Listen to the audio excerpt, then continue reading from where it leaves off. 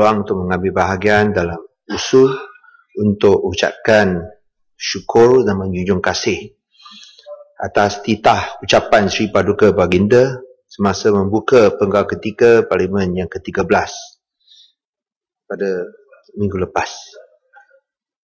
Tasri ini betul.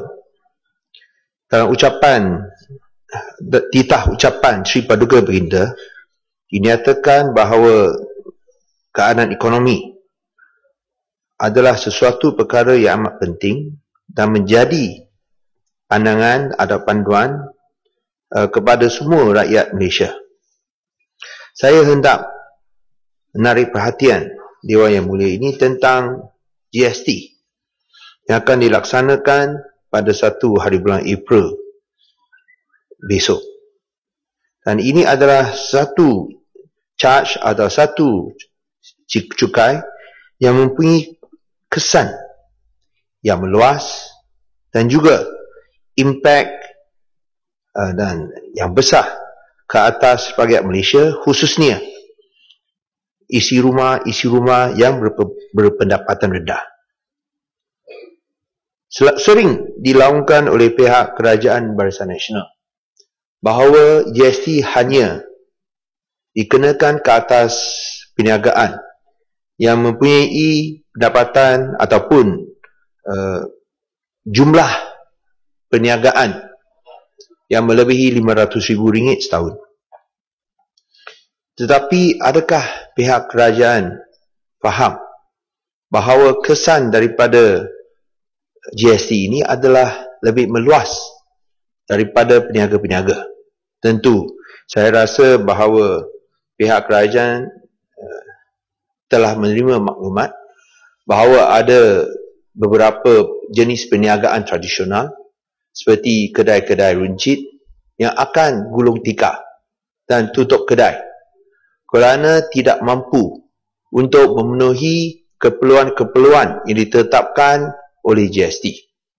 Dan sekiranya perlu, saya boleh berikan beberapa contoh di Balai Pulau di mana ada beberapa kedai-kedai runcit yang telah pun tutup kedai. Dan ia adalah dalam kawasan Barisan Nasional, di mana Timbalan Menteri Kesihatan merupakan ahli parlimen di kawasan itu. So, kesan ini bukan sekadar ke atas peniaga-peniaga yang mempunyai pulangan ataupun jumlah perniagaan, volume perniagaan lebih 500,000. Kerana kadang-kadang kita nak dapat itu rebate, kita kena daftar. Tapi prosedurnya amat sukar untuk dipenuhi oleh peniaga-peniaga tersebut. Tapi saya tak mahu hanya sentuh kepada peniaga kecil saja. Saya juga ingin menarik perhatian tentang masalah rakyat biasa yang tidak terlibat dalam perniagaan. Contohnya, saya telah menerima aduan daripada pemandu-pemandu teksi. Dan bila saya persoalkan mengapa nak membuat aduan tentang GST, kerana tambang teksi telah diumumkan oleh pihak kerajaan akan dikecualikan daripada GST. Mereka menyatakan kalau tukar tayar tentu kena GST juga. Dan juga barang-barang lain. Dan di samping itu, pemeriksaan puspakum, mereka pun dikenakan GST. Tidak ada sebarang pengecualian. Dan itulah sebabnya saya ingin meminta pihak kementerian atau pihak kerajaan mengapa tidak mengecualikan semua pemandu teksi atau semua teksi-teksi apabila mereka menjalankan pemeriksaan kenderaan mereka di puspakum, mengapa mereka tidak dikecualikan pembayaran GST. Saya telah mendapat senarai daripada pihak custom tentang kadar bayaran pemeriksaan dengan charge 6% untuk pemeriksaan dengan puspakum. Dan jelas sekali bahawa semua jenis kenderaan yang menjalani pemeriksaan kenderaan mereka dengan puspakum akan dikenakan charge 6% GST. Ini termasuk bukan sahaja kenderaan perniagaan atau perdagangan, tetapi juga kereta swasta. Semua jenis kereta akan dikenakan GST 6%. Termasuk kereta ambulans pun dikenakan GST. Kereta bomba pun dikenakan GST. Malah kenderaan mayat pun dikenakan GST. Jelas sekali, semasa hidup dikenakan GST, mati pun tak lepas. So di sini saya ingin meminta pihak kerajaan, tidak masuk akal sama sekali. Mengapa kenderaan-kenderaan yang memberikan perkhidmatan untuk tujuan awam, seperti ambulans, seperti bomba, mengapa mereka perlu dikenakan GST apabila menjalani pemeriksaan dengan puspakum? Saya harap perkara ini boleh diberikan perhatian. Kerana kalau tidak, saya rasa ini ada kesan kepada semua rakyat Malaysia. Dan bukan hanya sekadar peniaga-peniaga saja. Satu lagi perkara yang saya ingin menarik perhatian pihak kementerian ialah tentang projek-projek kerajaan negeri. Telah dinyatakan bahawa projek kerajaan negeri akan terkecuali. Tapi ia sebenarnya indah khabar dari rupa, kerana apabila kerajaan negeri menjalankan projek macam projek jalan, pihak kami dimaklumkan bahawa ia juga dikenakan 6% GST. Saya nak bagi satu contoh di sini. Pihak kerajaan negeri nak jalankan satu projek jalan, sambungan di Jalan Bunga Hinai dengan Jalan Bunga Kaca di daerah Timur Laut di Pulau Pinang. Kosnya adalah 2.23 juta ringgit. Dan ini termasuk 6% GST sebanyak RM112,680. Pada awalnya kita ingat mungkin ada kesilapan. Dan pihak kerajaan negeri meminta ia dibetulkan kerana ini projek kerajaan. Tapi kita dimaklumkan bahawa memang benar bahawa GST akan dikenakan, semua pun ia adalah projek kerajaan untuk manfaat rakyat. Di sini saya ingin minta pihak kewangan, Kementerian Kewangan, untuk memberikan penjelasan di sini. Macam mana satu public good, satu kemudahan untuk orang awam, mengapa ia dikenakan GST? Kerana saya percaya ini bukan sahaja ke atas projek-projek awam di Pulau Pinang. Ia merangkumi semua projek-projek awam oleh kerajaan negeri di seluruh Malaysia. Tak kira sama di Pulau Pinang ataupun di Sabah Sarawak pun akan kena bayar 6% GST. Dan ini akan menambah beban kepada pihak kerajaan negeri. Kerana belanjawan kita yang kita luluskan pada tahun lepas terpaksa ditambah 6% untuk projek-projek pembangunan. Dan saya rasa ia memang tidak adil sama sekali. Kerana pada asalnya, Tuan Yang Dipertua, ia tidak diambil kira. Kerana kita dimaklumkan bahawa GST 6% tidak akan dikenakan ke atas projek-projek awam. This is a public good dengan izin. Dan oleh itu tidak seharusnya dikenakan GST. Saya harap perkara ini bolehlah dibetulkan. Kerana kalau tidak, ini bermakna bahawa semua projek kerajaan pembangunan, kerajaan negeri untuk projek pembangunan akan dikenakan GST. Dan ia dengan sendiri dia bermakna kita terpaksa kurangkan projek pembangunan untuk rakyat sebanyak 6% untuk membayar 6% GST ini. Oleh itu saya harap bahawa pihak Kementerian Kewangan atau pihak kerajaan boleh memberikan pengecualian yang sepenuhnya kepada projek-projek awam, baik untuk membina jalan, longkang, dewan orang ramai, taman hijau, ataupun yang seperti dilakukan di Pulau Pinang, memberikan free wifi. Kita harap bahawa ia boleh dikecualikan. Dan saya rasa bila saya sebut tentang perkara ini, bukan hanya untuk negeri Pulau Pinang saja. Ia adalah untuk semua kerajaan negeri. Kerana kalau Pulau Pinang kena, pasti semua negeri-negeri lain pun akan kena bayar 6% GST untuk projek-projek kerajaan negeri. Sekiranya tidak dapat dilaksanakan, mungkin ia boleh diberikan secara rebate dengan dipohon dan dituntut oleh pihak kerajaan negeri. Saya ada salinan tentang perkiraan projek-projek kerajaan negeri di sini, dan saya boleh berikan satu salinan kepada pihak Kementerian Kewangan nanti untuk mereka buat perbandingan, di mana ditunjukkan secara jelas bahawa GST sebanyak 6% akan dikenakan. Dan saya ingin mengulangi sekali lagi, sekiranya perkara ini tidak dipulangkan balik ataupun dikecualikan, ia bermakna bahawa projek pembangunan kerajaan negeri akan dikurangkan sebanyak 6% untuk membayar 6% GST ini.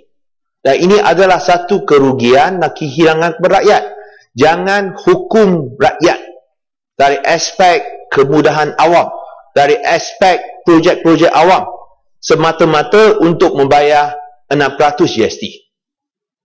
Kita semua tahu bahawa GST ini adalah satu cara untuk mendapat perolehan yang berlebihan, ekoran daripada kejatuhan harga antarabangsa minyak dan juga kekurangan kewangan. Kalau sekiranya kerajaan persekutuan dapat bertindak lebih tegas untuk memerangi rasuah, saya rasa mereka boleh dapat tambahan perolehan yang mereka perlukan.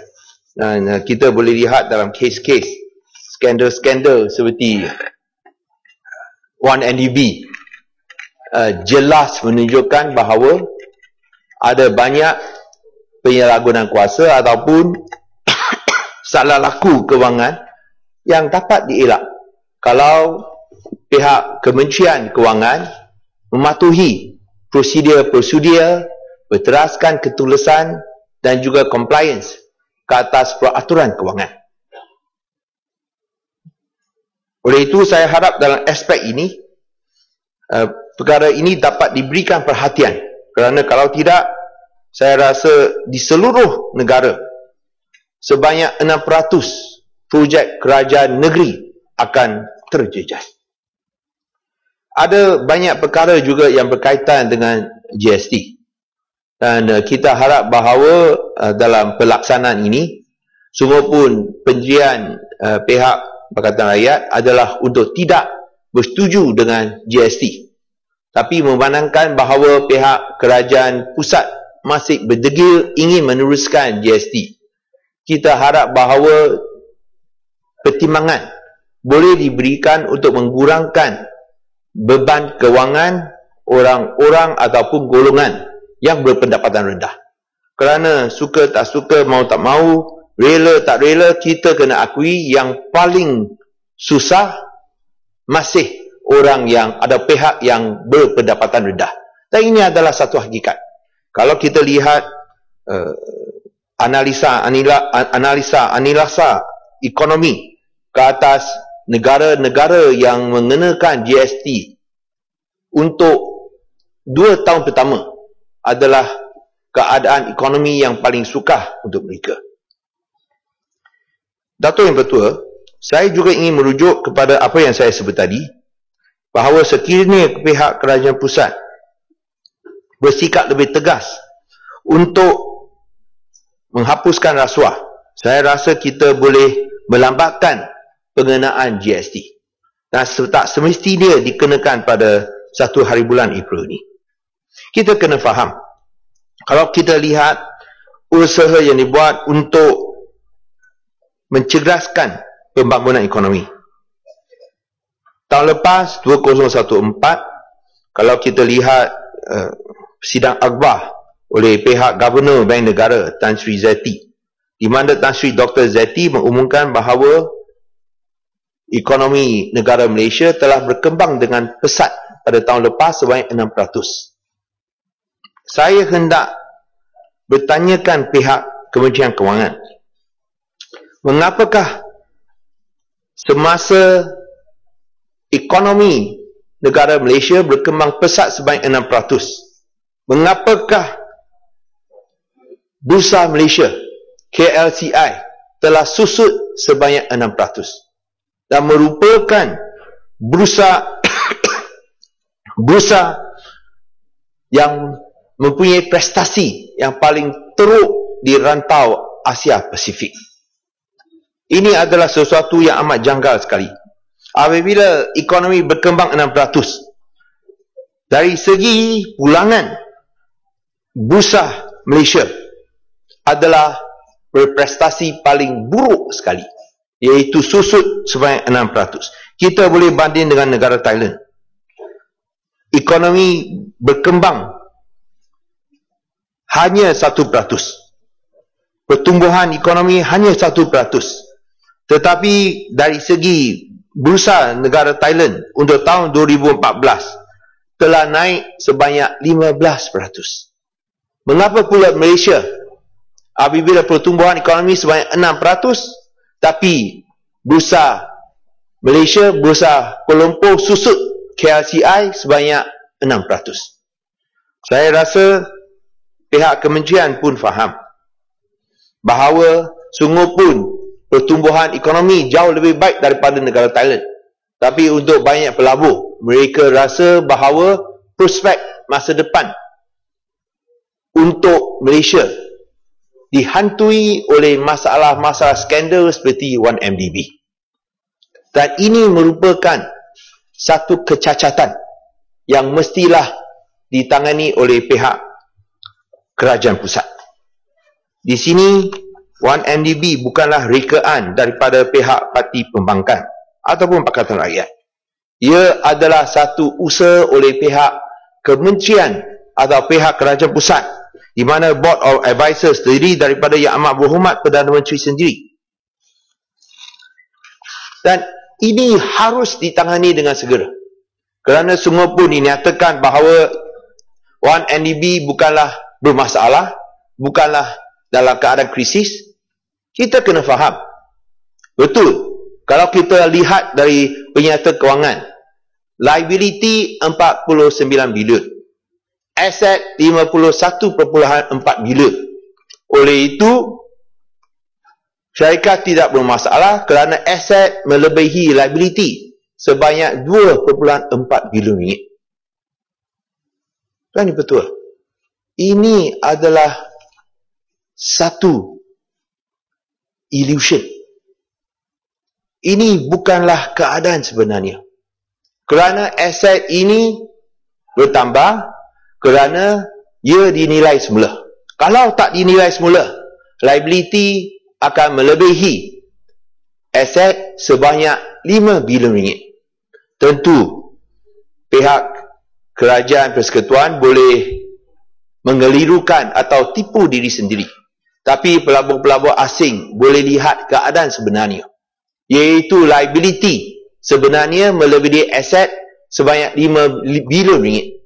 Dan ia hanya digambarkan sebagai melebihi liability kerana aset semua dia dinilai semula. Kalau tak dinilai semula, liability melebihi aset sebanyak 5 bilion ringgit. Dan inilah sebabnya timbul tanda tanya. Macam mana 1MDB boleh bayar semua hutang-hutang yang dialami. Nah, kalau ini tidak ditangani dengan betul oleh pihak kerajaan pusat, ia akan menghantui bukan sahaja bursa Malaysia, ia juga akan menghantui nilai ringgit Malaysia yang juga jatuh menjunam dengan begitu ketara sekali. Dan sama seperti bursa di Malaysia, dengan pasaran dana, nilai ringgit Malaysia mempunyai prestasi yang paling buruk juga pada tahun lepas. Dan ini semua ekoran daripada persepsi tentang skandal-skandal yang berlaku di Malaysia. Nah, sekiranya skandal kewangan yang begitu maha besar ini tidak ditangani, saya rasa susah untuk memulihkan keyakinan di kalangan pelabur-pelabur bahawa kita benar-benar serius untuk menjalankan pengurusan kewangan dengan baik, dengan teratur dan juga mengikut undang-undang yang telah pun ditetapkan. Tuan Yang Bertuah, ini bukanlah satu perkara kecil. Dan saya ingin menyatakan bahawa pihak kami rasa kesal bahawa untuk menutup skandal ini, Yang Amat Berhormat Perdana Menteri telah mengambil keputusan untuk menyaman Ahli Parlimen Petaling Jaya Utara. Saya tidak rasa dengan menyaman atau saman sama Yang Berhormat Petaling Jaya Utara boleh membuat skandal ini hilang. Ia tetap tidak akan hilang. Masalahnya bukanlah Yang Berhormat Petaling Jaya Utara. Beliau hanya seorang messenger. Don't shoot the messenger. Shoot 1MDB. Kerana kalau masalah 1MDB tidak diatasi, satu Malaysia akan berada dalam bahaya. 1MDB. Satu Malaysia dalam bahaya. Ia akan merupakan tipping point. Bukan hanya kerana skandal 1MDB, kita punya pasaran, kita stock market turun. Nilai ringgit Malaysia turun. Ia adalah tipping point. Sebelum ini, banyak pelabur bimbang tentang keadaan hutang kerajaan pusat yang telah naik melambung tinggi daripada 266 bilion ringgit pada akhir tahun 2007 kepada 582 bilion ringgit pada akhir tahun 2014. Dalam tempoh 7 tahun saja telah naik sebanyak 120%. Ini adalah satu jumlah yang agak besar. Dan ini tidak mengambil kira liability, garanti atau contingency. Kalau diambil kira contingency, jumlah hutang ini akan melebihi 700 bilion ringgit. Ini masalah pertama. Masalah kedua, GST yang saya sebut tadi. Masalah ketiga, hutang pribadi isi rumah. Yang merupakan, kalau berbanding dengan GDP, sekarang telah capai tahap 940 bilion ringgit. 940 bilion ringgit. Hampir mencecah 1 trilion ringgit. Hutang pribadi isi rumah, iaitu hutang orang biasa rakyat Malaysia, sekarang telah mencecah 88% GDP. Jumlah rasio yang paling tinggi di benua Asia. Sehingga saya rasa banyak keluarga sekarang hutang sekeliling pinggang kerana tak mampu bayar. Dan kita tak mau salahkan mereka kerana kalau kita lihat kerajaan pusat, kerajaan persekutuan, hutang pun naik tinggi. 1MDB pun hutang sana, hutang sini. Dan ini adalah satu tanda amaran. Kerajaan pusat hutang besar, isi rumah rakyat Malaysia biasa hutang paling tinggi di benua Asia. Ini semua amaran kepada pelabur-pelabur bahawa kita dalam keadaan tenat dari segi kewangan. Dan tambah lagi satu MDB. Saya rasa ia merupakan trigger point yang menyebabkan bursa Malaysia mengalami prestasi yang paling buruk pada tahun 2014 dan nilai ringgit turun kepada tahap yang paling teruk kalau berbanding dengan nilai-nilai negara-negara lain. Sebagai satu contoh, kita lihat, jangan cakap tentang dolar Amerika Syarikat, sebut dengan dolar Singapura. Daripada RM2.20 sekarang sampai RM2.70. Baht, tak mau sebut Singapura dolar, baht, Thai baht. Dulu 950, sekarang 86, 80. Teruk sekali. So kalau berbanding dengan negara Thailand yang hadapi masalah ekonomi, masalah politik yang tidak stabil, nilai ringgit Malaysia lagi teruk daripada Thailand, takkan kita tidak rasa bahang-bahang krisis ekonomi yang melandai negara kita. Dan bila saya sebut krisis ekonomi, Tuan Yang Dipertua, ini bukan istilah saya saja. Ia juga digunakan oleh bekas Menteri Kewangan Tun Daim Zainuddin yang secara terus terang mempersoalkan Yang Amat Berhormat Perdana Menteri.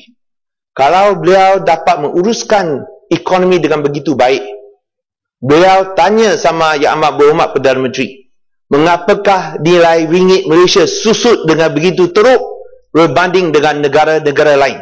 Sampai negara Thailand yang ada pertumbuhan ekonomi 1%, negara Thailand yang ada krisis politik, nilai baht Thailand lebih kuat daripada Malaysia. So itulah. Ya, Kota Tinggi bangun dah bagi jalan yang silalah. Saya ni mendengar dengan, terima kasih Speaker, itu tekun sekali. Ni elok juga diberitahu tentang GST tadi. Ada syarikat-syarikat gulung tikar. Ini GST belum jalan lagi, dah tutup kedai. Takkan sebab GST kot. Mungkin malu pulau tertinggal kot, bangunkan tempat lain mungkin. Dan kita tahu bila pembangunan, dulu tak ada jambatan. Bila ada jambatan tentulah trafik juga tambah. They will change your pattern. Satu lagi tadi banding tentang ringgit. Kita banding tak Indonesia? Indonesia kejatuhan rupiah yang paling terburuk. Dia tak ada YMDB pun. Jadi saya ingat jangan kita oversimplify dan cuba manipulasi keadaan yang ada. Dan saya nak tanya tadi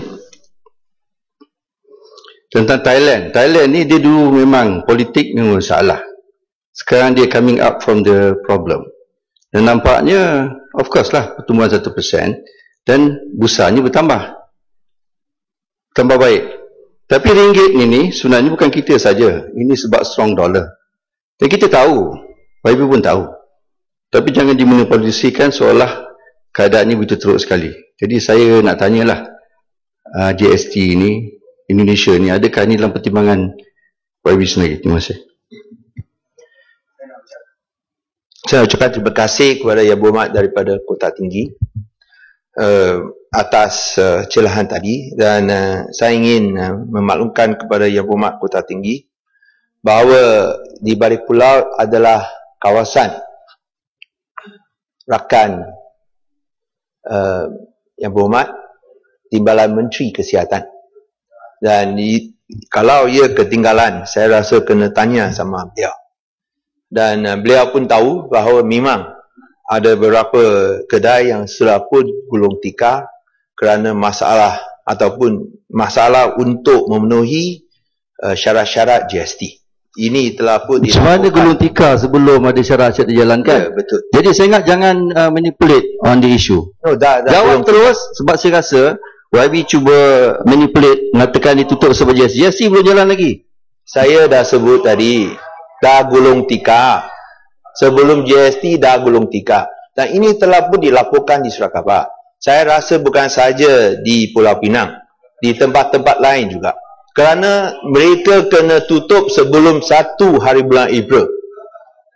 Kalau tidak, mereka perlu memenuhi syarat-syarat GST. Saya rasa kalau Yang Berhormat Kota Tinggi tak faham, itu menunjukkan bahawa telah tersisih daripada masalah ini hadapi oleh rakyat. Biar saya habis dulu. Dan bertentang itu, nilai ringgit Malaysia berbanding dengan negara-negara jiran.